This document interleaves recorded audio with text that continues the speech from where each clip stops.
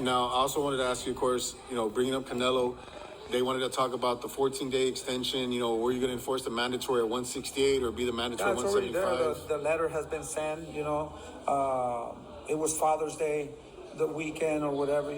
They give us like 2 weeks. A week before, we got an extension for 2 more weeks. To submit the letter and all that. So everything's there. We're there to fight on September. If Canelo wants to fight September, David will be ready to fight September. If not, he'll be ready in December, somewhere around there, to fight at 175. But if the opportunity is there to fight Canelo, the letter has already been sent and everything's good. It's been approved. Everything's good, Now it's for Canelo to make that decision, when he wants to fight or he wants to make the fight. I see that. I knew already that, and I've been telling everybody that fight's not going to happen. I see that they're in negotiations with Eubanks. So that came out of nowhere. What is Canelo going to do, guys? You guys heard what Benavidez said? First off, shout out to 210 Boxing TV for this interview. So according to Benavidez Sr., it's done from their side and enforcing the mandatory to fight Canelo Alvarez next. Also, a letter was in place and they are just waiting for the call for the approval. He says David Benavidez will be ready for September. I told you guys one of my previous video I made giving you guys an update on Benavidez injuries.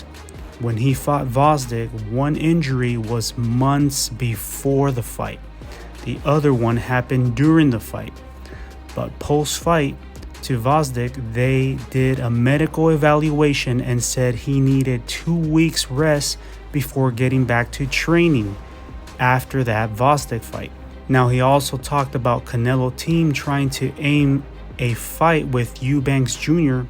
I won't really put so much emphasis into that because nothing is official until we hear from Team Canelo. Nothing is true. The good news is that the mandatory, according to Senior, they were given 2-week extension. Remember, guys, I also made a video about this. They were giving 2 weeks of an extension for David Benavidez to decide what he wanted to do. So they enforced the mandatory. Now it's up to Canelo to take the fight. I hope Canelo goes for it, honestly. I do. Since the beginning, when Canelo got a 3-fight deal, I got super excited because I had a feeling that Canelo will make that Benavidez fight in his 3rd fight in the deal. But then you start hearing this Eubanks, Berlanga, Skull, Crawford, all this stuff. You want to just brush it off because nothing is official, but it kind of disappoints. You see what I'm saying? And you want to lean in hopes nothing is true. Still, none of it is true. Look, at this point, Canelo doesn't have to prove anything. He's accomplished so much in boxing. Those are the facts. But he has to give us this fight that we all want against David Benavidez. He had mentioned in the past, fight each other and I'll fight the winner. That's exactly what David Benavidez did and has done. He fought Caleb Plant, who Canelo beat and knocked out. Then he fought Andrade, who Canelo said he will never fight him because he was a horrible fighter. At this point, it doesn't matter if Canelo loses. He's already lost in his career. But like I said, he has accomplished so much in boxing. He's already a walking Hall of Famer, regardless if he wins or loses. For David Benavidez, this will be the biggest opportunity of his career and the biggest accomplishment of his career if he wins. If he loses, then he is no monster like they're saying. But he's still young and his career can still flourish. I'm not going to make a video here talking trash about either fighter. I just want to watch the damn fight.